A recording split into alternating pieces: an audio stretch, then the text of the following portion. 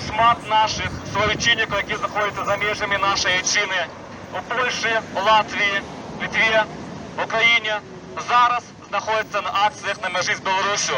І вони відстоюють наше право і право наших согромадянів, які зараз знаходяться в Білорусі, а так само право наших політв'язнів на свободу і на ліпше життя нашої вольної будущої Білорусі.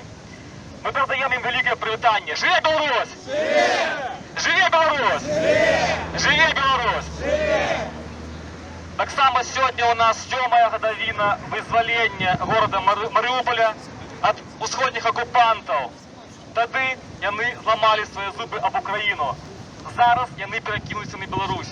І наша задача так само не допустити повторення подій, які були в Україні в 2014 році, а так само не допустити, щоб Білорусь стала частиною Росії. Живе Білорусь! І ми так само передаємо привітання бойцям тоді батальйона, а зараз полка Азов, які приймали уділ у визволенні города Маріуполя від окупантів до Сходу. Живе Білорусь! Слава Україні! Слава Україні! Слава Україні!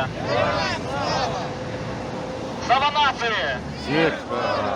А так само ми всі разом передаємо привітання іще одному нашому союзнику, нашому добровольцю з позивним Зубр, який зараз поки що не з нами, який зараз поки що чекає у Польщі, коли зможе знову уїхати на територію України.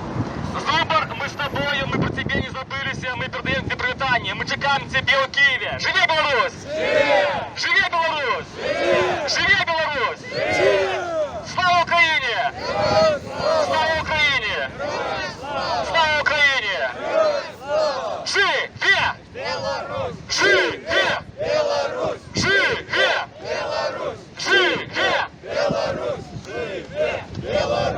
Живе!